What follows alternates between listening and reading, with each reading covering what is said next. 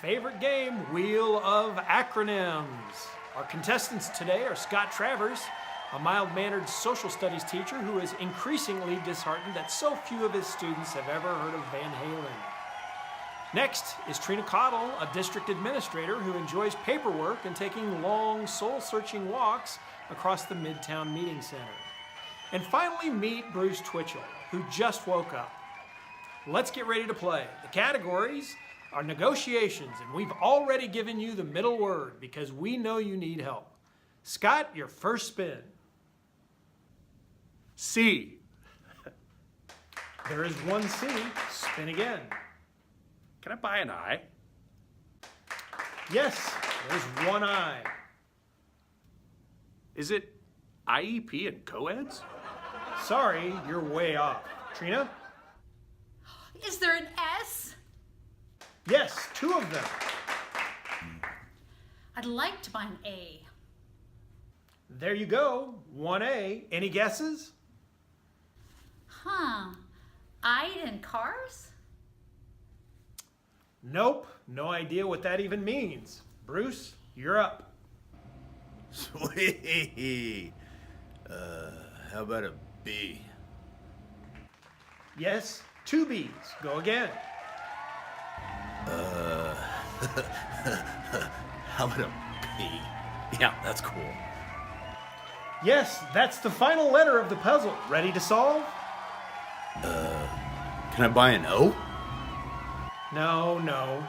All you have to do is read the acronyms and you will win. Oh, good. IBB in caps. You got it.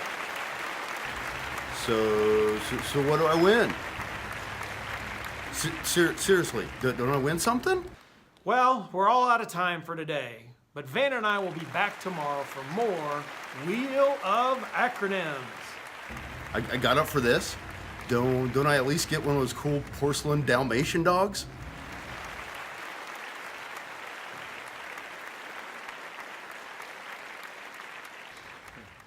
Okay, now that we're done with that display of brilliance, we want to take a few minutes to review what was accomplished last spring during contract negotiations. This was the first time we used IBB, or interest-based bargaining. Both sides felt this new process worked out well, and we're hoping to continue with it.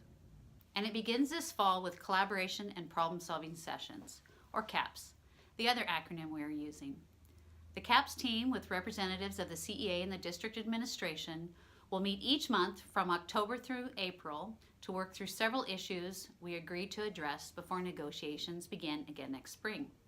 We'll also be able to tackle any items that may come up during the school year. Using CAPS, we will work together to address priorities and concerns that might become contract related.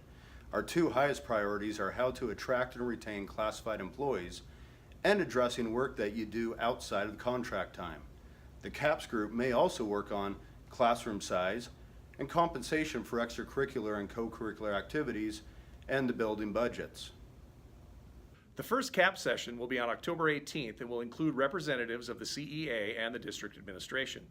We'll be joined by facilitators Blas Teleria and Kathy Yamamoto, who also facilitated our IBB sessions last year. Blas was the HR director for the Boise School District, and Kathy is a director with the Idaho Education Association. That's the state branch of our union, by the way. We want to take time to research these issues and really look at potential options, well before we return to bargaining.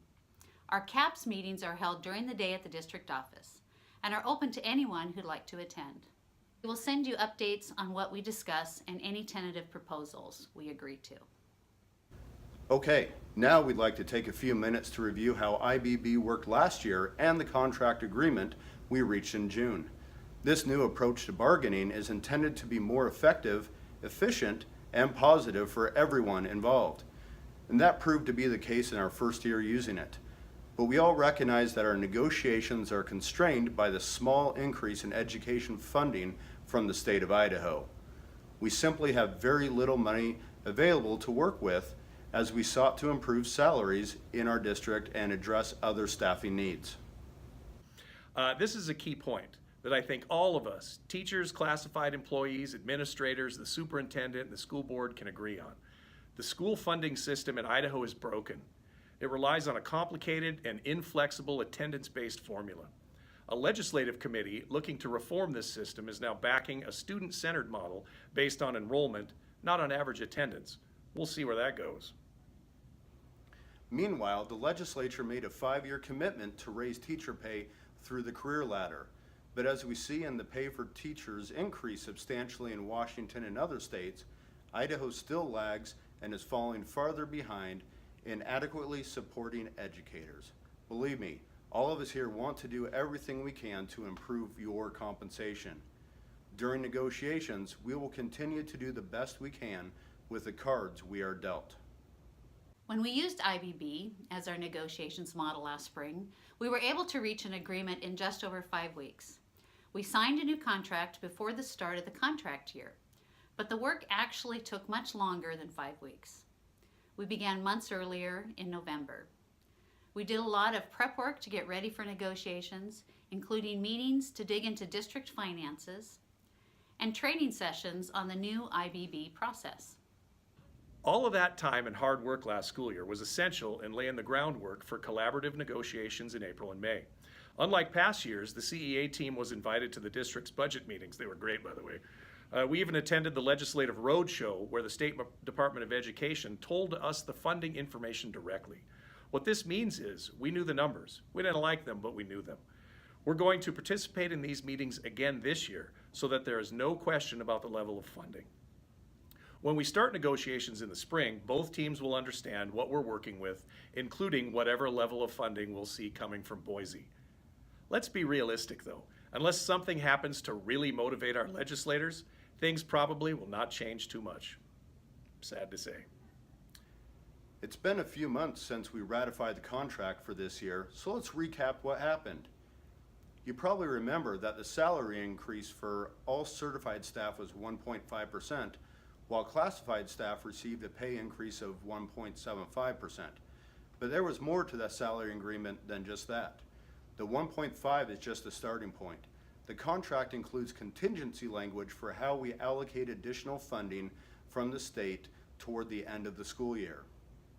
This gets a little technical, so bear with us. Next March, when we report our average daily attendance for the school year, the state will verify how many support units our district has. We ended last year with 513 support units. If our attendance this year is up over last year, we will be given additional support units, which means more state funding will come to the district. For every support unit we go above 513, certificated employees will receive an additional salary increase of 0.1%. So if we're up 5 support units this year, a teacher would receive another 0.5% pay raise, bringing the total to 2% for the year. And it could be more than that. We'll know in a few months. We're hoping for more than that at least. The additional pay will be retroactive to the start of the school year, and you'll get it in your March paycheck. More importantly, this is not a one-time payment. It's an increase that will be built into the district's salary matrix. This is the best contingent language we have seen in the entire state. Other districts get this only as a one-time payment. We get it in our salary for the rest of our careers. The new contract included other important agreements related to benefits and pay. We were able to keep your health insurance coverage whole, with the district picking up 100% of the increased premium cost for employees on the single driver plan. Also, we now credit new certified staff with an additional year of experience on the salary matrix. And we intend to continue increasing the maximum experience placement in the coming years. We also increased the stipends for high school coaches and advisors by 7%. Our intention is to increase this stipend again for the next 2 years so that our high school coaches get the raises they deserve. Personally, as a middle school coach myself, I'd like that raise as well, but in reality, the high school coaches, they have longer seasons, they have more responsibilities, and they have way more stress.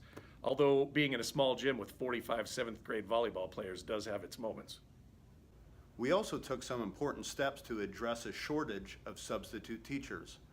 Classroom subs are now paid $80 a day, an increase of $5. Those who work 16 or more days a pay period will receive a $100 bonus. And here's a big one. Colleagues covering for colleagues used to be paid just $14 an hour. Now you'll earn $37 an hour.